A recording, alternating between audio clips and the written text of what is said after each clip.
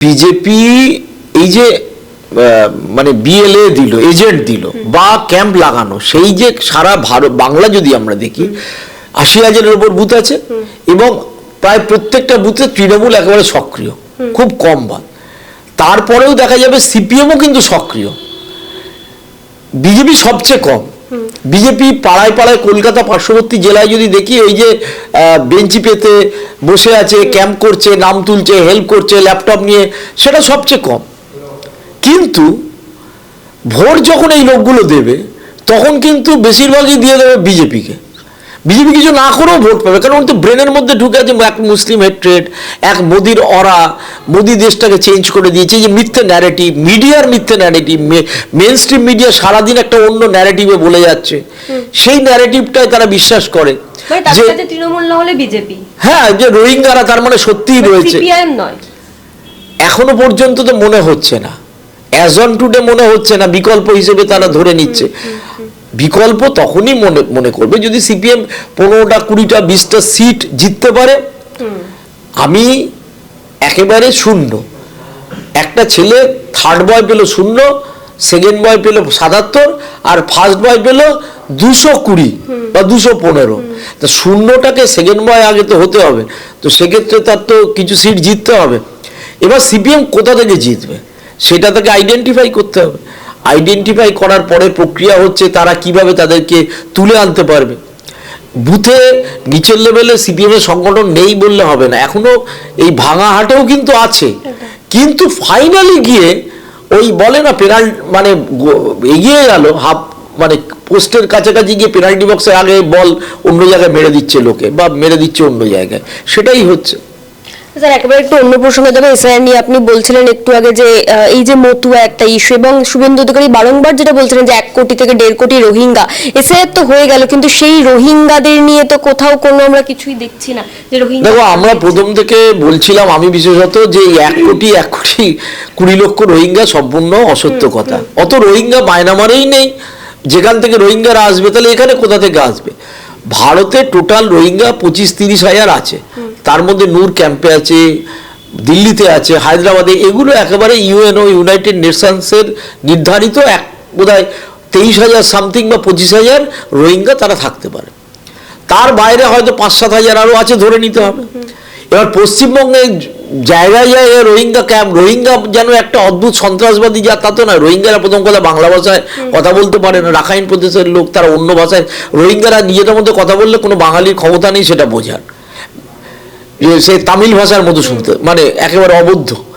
দ্বিতীয় কথা, কিছু রোহিঙ্গা গত কবছর আগে এসে বারুইপুর অঞ্চলে ছিল না তা নয়, তারা যখন দেখলো এইসব চিৎকার চেঁচামেচি হচ্ছে তারা অন্য জায়গায় চলে গেছে। এই বছর অর্থাৎ 2025-এ অবৈধভাবে বাংলাদেশ থেকে বাংলাদেশে টালময়েল হওয়ার পর হাসিনার সময় যেটা হয়েছিল, হাসিনার সময় রোহিঙ্গাদের একটা বড় সেকশন, কয়েক লক্ষ রোহিঙ্গা, তারা বাংলাদেশের শরণার্থী হিসেবে ছিল, বাংলাদেশের রোহিঙ্গাদের ক্যাম্প ছিল এবং তাদের জন্য ইউএনও টাকা দিত, অন্যরা টাকা দিত। কিন্তু বাংলাদেশেই যখন নিজেদেরই এইরকম অবস্থা, তখন সেই রোহিঙ্গারা পৃথিবীর বিভিন্ন দেশে ছড়িয়ে পড়ে, কিছু ভারতেও আছে। এবার ভারতে যারা বেআইনিভাবে এসছে সেই রকম কিছু রোহিঙ্গা হয়তো বর্ডারে ধরা পড়েছে, আর কিছু রোহিঙ্গা কিন্তু উত্তর 24 পরগনার ট্রেনে করে বা রাস্তার মানে স্থলপথে আসছিল, তারা অ্যারেস্ট হয় প্রায় 60-65 জন, তারা দমদম সেন্ট্রাল জেলে আছে। প্রথম থেকেই আমি বলছিলাম যে এটা একটা মিথ্যে ন্যারেটিভ তৈরি করছে, এমনকি বাংলাদেশিও পাওয়া যায়নি, মানে এটা তো খুব স্পষ্ট।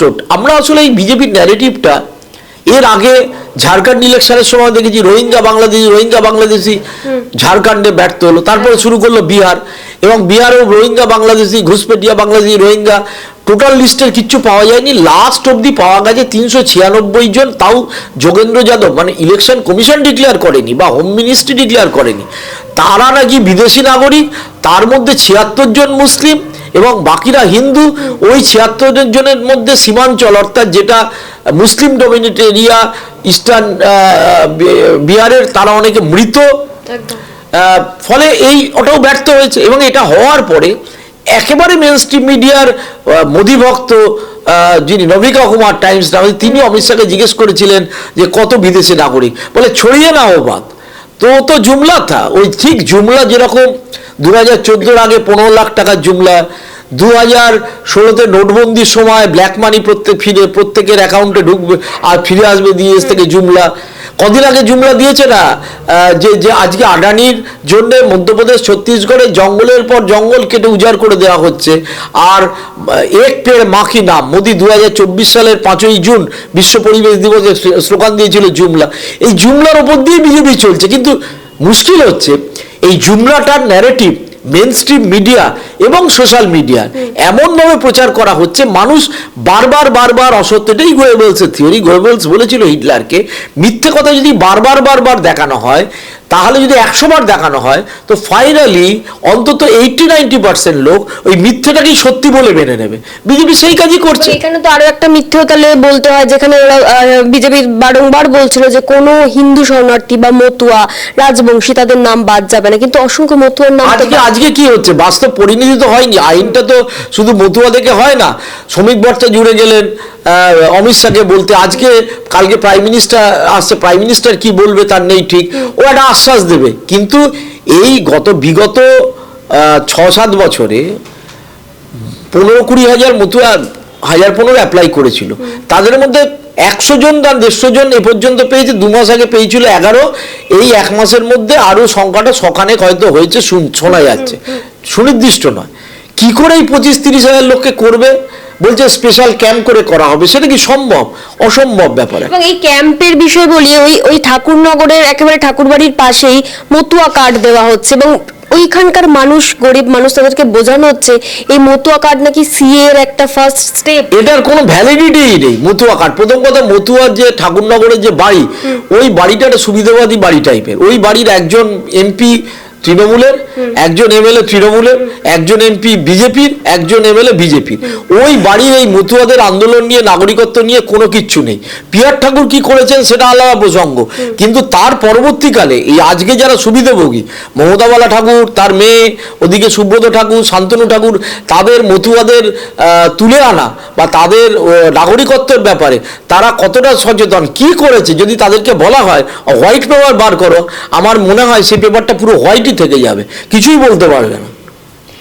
এই তাহলে গরিব মানুষের থেকে 200-100 টাকা কিংবা তার বেশি টাকা নেওয়া। আরে গরিব মানুষকে তো ভুল বোঝানো সবচেয়ে সহজ। গরিব মানুষের অ্যাকাউন্টে বিজেপি বলেছিল 15 লক্ষ টাকা চলে আসবে। আবার গরিব মানুষকে সব দলই ভুল বোঝায়। তৃণমূলও অনেক ক্ষেত্রে গরিব মানুষের ব্যাপারে নানা রকম বোঝায়। এখন গরিব মানুষের ব্যাপারটা তারা কি করবে? মানুষ পাগলের মতো দৌড়াচ্ছে, যদি আমার নাম কাটা চলে যায়, যদি বাংলাদেশে পাঠিয়ে দেয়, এই ভয়ে তারা গিয়ে ওইখানে অ্যাপ্লাই করেছে। এলাকার মানুষ বলছে এখানে নাকি মুসলিমরাও আসে মতুয়া কার্ড বানাতে, মানে আদতে বিজেপি ওপরের তলায় যেটা বলছে যে হিন্দু মুসলিমরা কি করে হবে? তাকে তো প্রথম কথা ওই কার্ড করতে গেলে, সিএতে অ্যাপ্লাই করতে গেলে তাকে ধর্মীয় কারণে উৎপীড়িত হয়ে বিদেশ থেকে চলে এসছে, তার ডকুমেন্ট জোগাড় করতে হবে, তাকে ডিক্লেয়ার করতে হবে তার ডকুমেন্ট দিয়ে যে আমি বাংলাদেশের নাগরিক ছিলাম। এটা অ্যাপ্লিকেশনটা অত সুবিধের নয়, আধার কার্ড দিয়ে হয়ে যাচ্ছে। তো তাদেরকে সিএ দিয়ে থোড়ি হয়েছে। ভারতের, এটা আমার মনে হয় আপনাদের চ্যানেলের মাধ্যমে বলা উচিত, ভারতে এ পর্যন্ত সিএ অ্যাপ্লিকেশনের পরে সবচেয়ে বেশি নাগরিকত্ব কারা পেয়েছে? পাকিস্তান থেকে আসা অবাঙালিরা। তাদের মধ্যে একটা বড় সেকশন হচ্ছে নাগপুর সংলগ্ন অঞ্চলে, কিছু গুজরাটের, কিছু পাঞ্জাবের। তারা সকলেই পশ্চিম ভারতের বাসিন্দা, তারা পশ্চিমবঙ্গের বাসিন্দা নয়, তারা বাংলাভাষী নয়। এই আদারান স্বামীকে যেভাবে এসছে ওই রকম, এটা একটা মিথ্যে, এবং সেই মিথ্যে ন্যারেটিভটাই বলে যাচ্ছে। এখন মুশকিলটা কি হয়েছে, এই মিথ্যে ন্যারেটিভের উপর একটা পার্টি দাঁড়িয়ে যদি ক্ষমতায় চলে আসতে পারে, মানুষকে ভুল বোঝাতে পারে, এবং ডিজিটাল মিডিয়া, এটা কিন্তু আজ থেকে 20-25 বছর আগে বা 20 বছর আগে বা স্মার্টফোনের আগে, 2009 স্মার্ট হয়েছে, 2005-6 সালে হলে কিন্তু এটা বোঝানো যেত না। আর এই মিথ্যে ন্যারেটিভটা এমনই, একটা ছোট্ট উদাহরণ দিই, এই ন্যাশনাল হেরাল্ড কেস, রাহুল গান্ধীকে 56 ঘন্টা জেরা করা হয়েছিল, সোনিয়া গান্ধীকে জেরা করা হয়েছিল, কিছু পাওয়া গেল কি? পাওয়া গেল না। কিন্তু বারবার বলা হলো যে তারা দুর্নীতি করেছে, কোটি কোটি টাকা পাচার করেছে। মিথ্যে ন্যারেটিভটা তৈরি করা খুব সহজ, সেই মিথ্যে ন্যারেটিভ বারবার তৈরি হচ্ছে। তার মানে এটা স্পষ্ট যে বিজেপি কোনো হিন্দু শরণার্থীর নাম বাদ যাবে না, এই গ্যারান্টি দিয়ে এসআইআর তাদের বাঁচাতে পারছে না। অসম্ভব ব্যাপার। সুপ্রিম কোর্ট বলে দিয়েছে তো যে আবেদন করলেই যে তাদের ভোটার কার্ডে নাম থাকবে, হবে না। সুপ্রিম কোর্টের উপরে কিছু আছে নাকি? সুতরাং এটা ওরা নিজেরাও বুঝতে পেরেছে ব্যাকফায়ার হয়েছে। এখন আমি শুনছি যে খুব তড়িঘড়ি মানে কয়েক হাজার মানুষকে দেওয়ার জন্য ক্যাম্প ট্যাম্প করে এবার এই এসআইআর চলবে, এদিকে তারা কার্ড পাবে, পেয়ে আবার নতুন করে ভোটের 6 নম্বর ফর্মে অ্যাপ্লাই করতে হবে, করে ভোটার কার্ডে নাম তুলতে হবে, ঝামেলার প্রক্রিয়া। ভোটের আগে সম্ভব?